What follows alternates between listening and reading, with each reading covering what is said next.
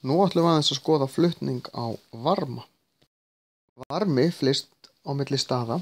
Þetta vitum við vel, við höfum sett skeið ofan í heitan bolla og finnum að skeiðin hitnar eða getur gert það. Sama hátt ef við látum renna í bað, það er kalt vatn í baðinu og við látum renna heitt út í til þess að hita það, þá hitnar á endanum allt baðið. Það hitnar fyrst það sem rennur í það, en varminn eða hitin dreifist síðan baðið.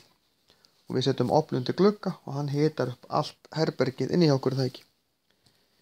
En við tölum flutning á varma í 3 mismunandi svona leiðum.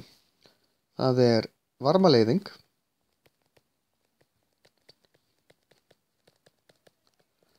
og það er þegar við erum að tala um föst efni. Í föstum efnum liggja sameindirnar eða frumeindirnar alveg þétt upp að hver annari og varminn berst þannig frá einni frumeind eða sameind til annarar.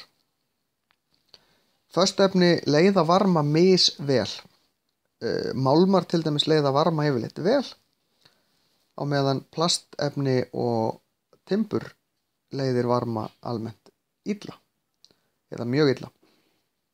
Þess vegna eru eldhúsáhöld að minnsta kosti handfangið yfirleitt úr plasti eða tré, þó svo að sá parturinn sem fer ofan í matinn sé oft úr járni.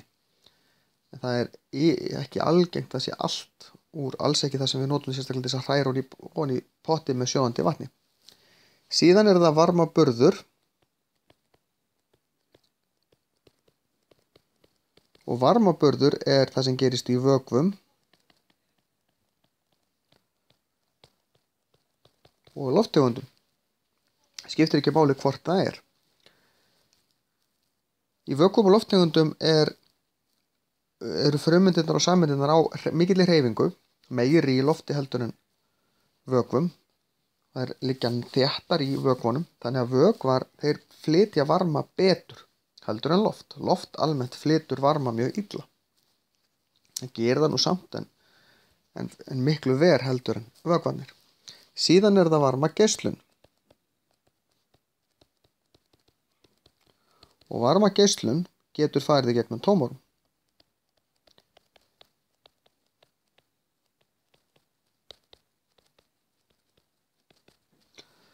Geislunin sem kemur til dæmis frá sólinni kemur sem varmageislun. Þetta er í raun rafsegulgeislun á ákveðinni bylgjulengd og þegar við setjum hendina upp að einhverju heitu eins og heitum potti þá finnum við hitan. Þetta er varmageislun, ekki varmaburður.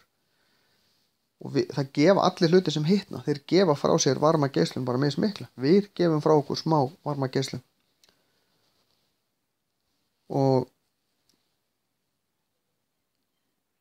En við nýtum okkur það að við getum flutt varma eins og við erum að tala um hérna.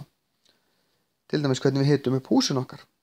Við borum eftir heitu vatni í borholum, þannig kemur sjóðandi heitt vatn upp. Við leiðum það í leiðslum, jafnvel einhverja 10 km í húsin þar sem á að hita þau og þar notum við ofna úr járni eða einhverju málmi til þess að hleypa varmanum út og inn í húsin okkar og þannig hitum við húsin okkar. Þannig flytjum við varma frá einum stað til annars þar sem við ætlum í raun að nota.